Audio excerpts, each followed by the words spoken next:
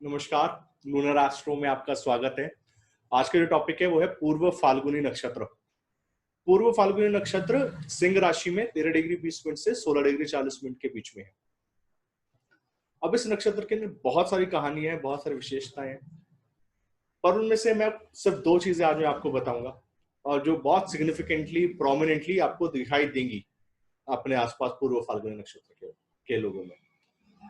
दो लोग हैं पूर्व फाल्गुनी के जिनका मैं एग्जाम्पल दूंगा। एक है दुर्योधन, दूसरे हैं अर्जुन।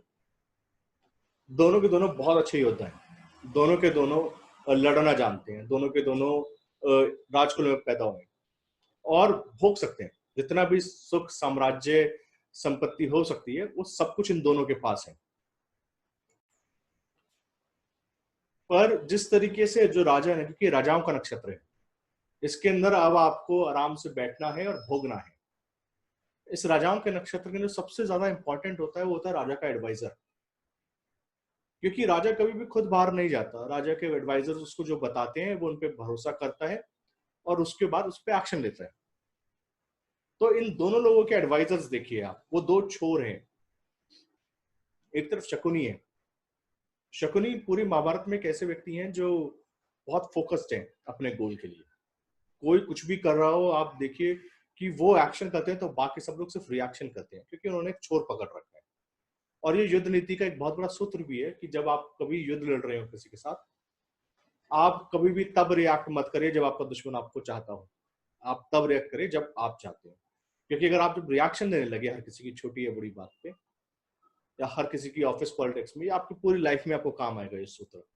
ये चाणक्य नीति का सूत्र है कि जब कभी भी आपको लगे कि आपको कोई भी किसी के साथ भी कोई भी मेंटल एग्नी है, ऑफिस पॉलिटिक्स है, या कोई भी एक ऐसा युद्ध चल रहा हो आपके खिलाफ, आप हमेशा सूत्र या डोर अपने हाथ में रखिए। जैसे शकुनी ने रखी, उन्होंने हमेशा एक्शन किया, बाकी लोगों ने रिएक्शन किया। वो बहुत फोकस्ड है अपने गोल पे, वो कभी भी अपने गोल से इधर उधर नहीं है। उनका एक गोल था कि कुरु परिवार को नीचे लेके जाना, उसके अलावा कोई गोल नहीं था, वो सब कुछ भूल गए थे। दूसरे छोर में है भगवान कृष्ण। एक तरफ वो है जो एक्शन करते हैं भगवान कृष्ण, या शकुनी एक्शन करते हैं। दोनों के दोनों एडवाइजर्स हैं। शकुनी एडवाइस कर रहे हैं दुर्योधन को, अर्जुन एडवाइस कर रहे हैं अर्जुन को एडवाइस कर रहे हैं भगवान श्री कृष्ण। दोनों के दोनों के पास अर्जुन के पास भी और दुर्योधन के पास भी और भी बहुत लोग हैं जिनको एडवाइस देते हैं, पर ये तो प्रोमिनेंट है। दुर्योधन के पास ऐसे कैसे व्यक्ति हैं? कर्ण। अब अगर आप देखें तो दुर्योधन के पास ऑप्शन है, वो कर्ण की बात भी सुन सकता है। क्योंकि कर्ण उसको बोलते हैं कि ये जितनी भी छोटी मोटी पॉलिटिक्स है, ये जो षड्यंत्र है, इनको मत करो, सीधा जाके युद्ध करो। वो सीधी सीधी बात करते हैं। दूसरी तरफ शकुनी है जो उनको सारे तिगड़म सिखाते हैं, और उन तिगड़म से क्या होता है कि जो दुर्योधन का जो एक नेचुरल ऑरा है वो डिस्टर्ब होता है। क्योंकि जिस तरीके से लाक्षा ग्रह हुआ, लाक्षा ग्रह बहुत इंपॉर्टेंट है पूर्व फाल्गुनी के लिए, और उस पर मैं आऊंगा अभी। जिस तरीके से लाक्षा ग्रह हुआ, तो कर्ण कभी भी नहीं बोलते थे कि आप ये जाके करिए। वो बोलते थे कि आप एक बहुत बड़े योद्धा हो और आपको हराना चाहिए इन लोगों को, आपको डायरेक्टली लड़ना चाहिए। जहां तक शकुनी बोलते थे कि युद्ध जीतने से मतलब है ना, किसी भी तरीके से जीत जाएंगे। दूसरी तरफ अर्जुन है जिनके पास भगवान श्री कृष्ण है, जो कहते हैं मैं लड़ना नहीं चाहता, मेरा मुंह सूखता है, गांडीव गिरता है हाथ से, अवांछित संतानें पैदा होंगी, मेरे को क्या मिलेगा। भगवान श्री कृष्ण बोलते हैं, उसको समझाते हैं। तो पूर्व फाल्गुनी के लिए एडवाइजर्स सबसे बड़ा क्रिटिकल पॉइंट है लाइफ को मेक या ब्रेक करने का। क्योंकि वो ऑलरेडी राजा पैदा हुए हैं, उनके पास उनको सब कुछ मिलेगा। पर अगर आप कभी किसी पूर्व फाल्गुनी को स्ट्रगल करता हुआ देखें जिंदगी में, कभी ऐसे देखें कि वो राजाओं की जिंदगी नहीं जी पा रहा, तो देखिए कि वो स्लिप करके या तो मगहा पे आ गया है या अश्लेषा पे आ गया है।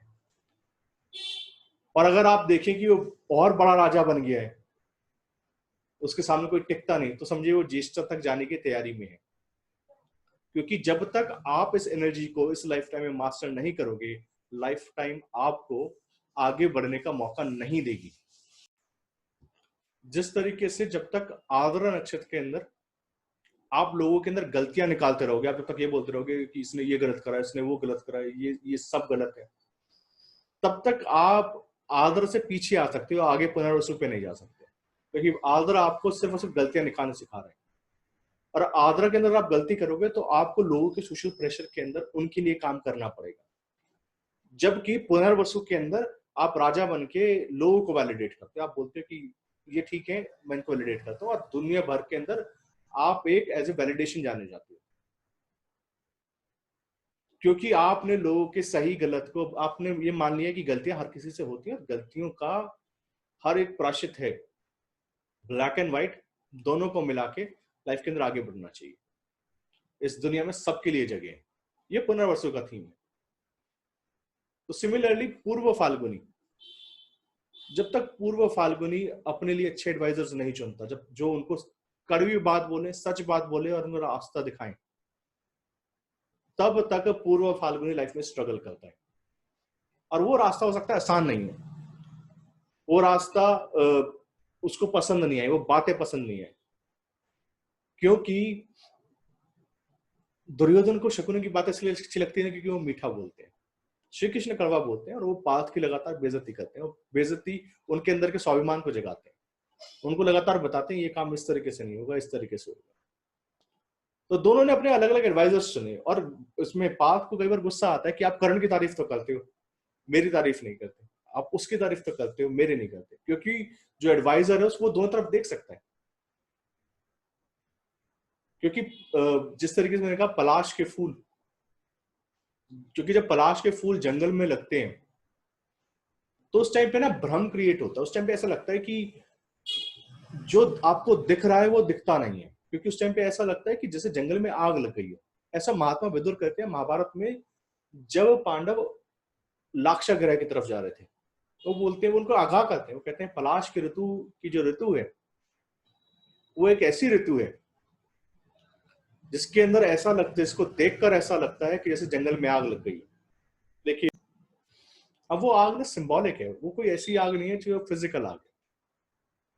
वो आग किस चीज के लिए, अर्जुन को क्यों आग लगती है? क्योंकि अर्जुन सुनता है कि मेरे एडवाइजर श्री कृष्ण की वो कर मेरे एडवाइजर श्री कृष्ण कर्ण की तारीफ करते हैं, ये है तो मेरी तरफ तारीफ उसकी करते हैं। दुर्योधन को कर्ण इसलिए अच्छे नहीं लगते क्योंकि कर्ण बिल्कुल सीधी बात बोलते हैं, स्पष्ट बोलते हैं, और बोलते हैं कि हाँ पांडव बहुत वीर है लेकिन हमें उनसे युद्ध करना चाहिए। वो बात दुर्योधन को पसंद नहीं आती, इसलिए वो कर्ण की बात नहीं मानते, शकुनी की बात ज्यादा मानते, क्योंकि उनकी हाँ में हाँ मिलाते हैं।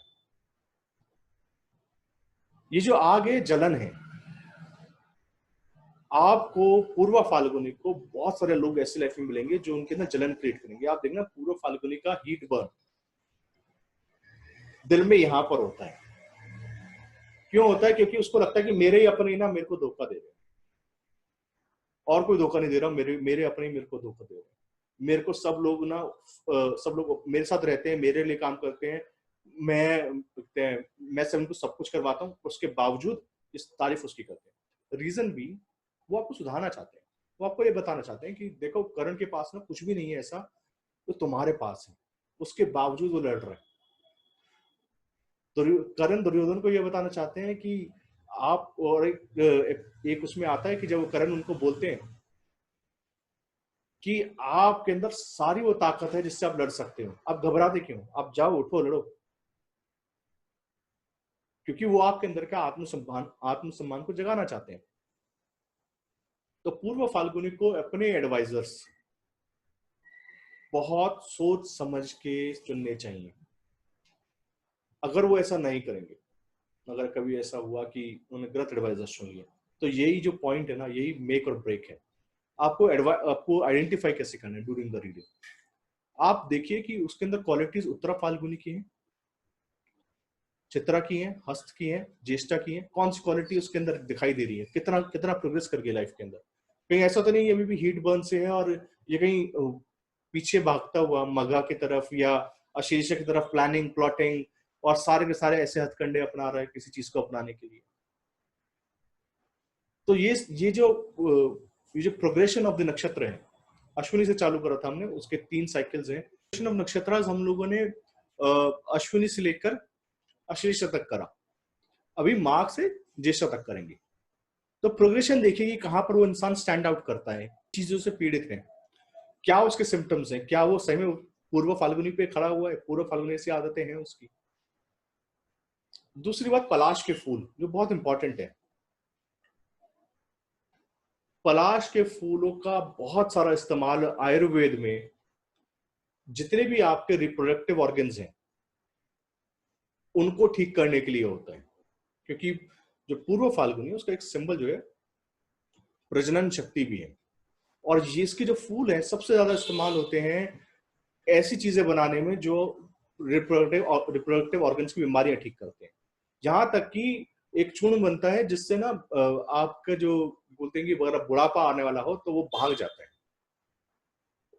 तो उसके अंदर भी पलाश के फूलों का इस्तेमाल होता है। अब इसके बहुत सारे डीपर मीनिंग्स हैं, वो सिर्फ आयुर्वेद तक सीमित नहीं है पलाश के फूल, और उन डीपर मीनिंग्स के पीछे की कहानियां हैं कि जैसे कि उनमें से एक हमने देखा कि आग लगती है, ऐसा लगता है कि आग लग गई है जंगल में जब पलाश के फूलों की ऋतु आती है। पर वो पलाश के फूलों की जो ऋतु है वो एक्चुअली ये बता रही है कि आपको ना आग लगती हुई प्रतीत होगी, आपको भ्रम होगा कि ऐसा हो रहा है। तो आपको जितना भी इल्यूजन क्रिएट होता है वो पूर्व फाल्गुनी में क्रिएट होता है। आपको ऐसा लगता है कि दुनिया आपके खिलाफ हो रही है, आपके आसपास आग लगाई जा रही है और ये प्रॉब्लम आपको हो रही है। तो उसका एक बहुत बड़ा रेमेडी ये है कि आप पलाश के फूल लेके भगवान शिव को चढ़ाएं, क्योंकि जब कभी भी आप ऐसा करेंगे, और उसके लिए मुहूर्त है, उसके लिए अपने अपने चार्ट के हिसाब से उसके अंदर अलग अलग पद की कहानियां हैं कि किस टाइम पे क्या करना है। पर भगवान शिव को पलाश के फूल अर्पित करने से आपके अंदर एक जो भावना है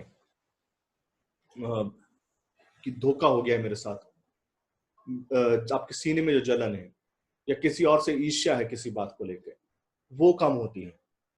तो आई होप कि पूर्व फाल्गुनी का एक बेसिक स्ट्रक्चर आपको समझ में आया, एक छोटा सा ग्लिम्प्स है, क्योंकि एक नक्षत्र बहुत बड़ा होता है, इसके अंदर बहुत सारी चीजें होती हैं, पर एक छोटा सा ग्लिम्प्स है। और सबसे अच्छी बात है कि इसके अंदर रेमेडी है, आप कर सकते हो रेमेडी, आप अपने एडवाइजर्स चुन सकते हो, आप अपने थॉट प्रोसेस बदल सकते हो, आप ऐसे लोगों को अपने साथ हायर कर सकते हो या ऐसे लोगों के साथ लगातार कॉन्टैक्ट्स बना सकते हो जो सच बोलते हो, कड़वा बोलते हो, पर आपको आईना दिखाते हो, क्योंकि वो आपको इम्प्रूव करते हैं। क्योंकि जब कभी कंपटीशन होता है जहाँ पे, वहां पे लोग आपस में इंप्रूव करना स्टार्ट करते हैं। पॉजिटिव इंसान इंप्रूव करता है, नेगेटिव इंसान सोचता है कि मैं कैसे ना दूसरे बंदे को नीचे ले आऊं। तो जब कभी आपको ऐसा लगे कि आपको जो भी प्लांट पूर्व फाल्गुनी में जा रहा है, सपोज करो आपका शुक्र पूर्व फाल्गुनी में, तो आप लगातार कंपेयर करते हो अपनी वाइफ को दूसरे की वाइफ से, या अपनी वाइफ को लगातार बोलते हो या अपने स्पाउस को लगातार बोलते हो कि क्योंकि आपकी स्पाउस आपको लगातार सच बोल, आपको आईना दिखाएगी, आपकी वाइफ लगातार बोलेगी कि तुम ये काम अच्छी तरीके से नहीं करे, इस तरीके से कर सकते थे। तो आपको लगता है कि दूसरे की वाइफ ज्यादा अच्छी है, या साटन है आपका, तो आपको लगता है कि दूसरे का बिजनेस ज्यादा अच्छा है, दूसरा इंसान वो कर रहा है, आपको जलन होने लगती है।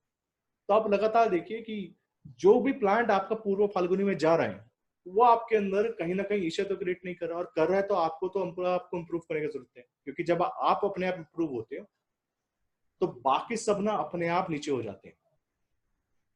तो पॉजिटिव लोग अपने आप को इंप्रूव करते हैं, नेगेटिव लोग दूसरों से अपने आप को कंपैरिजन करते हैं। पर आप ये मान के चलिए कि आपका जो कंपैरिजन है वो किसी और से हो नहीं सकता, क्योंकि आपका अपना एक स्किल सेट है, आपका अपना एक चार्ट का कॉन्फ़िगरेशन है, और आपकी अपनी एक मेहनत है, आपका पुरुषार्थ है।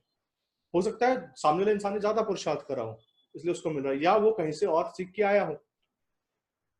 पर आप ना किसी और के साथ अपने आप को कंपेयर करके नीचे नहीं जा सकते, अपनी लाइफ में इस पर्टिकुलर फीलिंग को जगह नहीं दे सकते, क्योंकि अगर आपने इसको एक बार जगह दे दी, थ्रू आउट द लाइफ इसका इलाज नहीं होगा।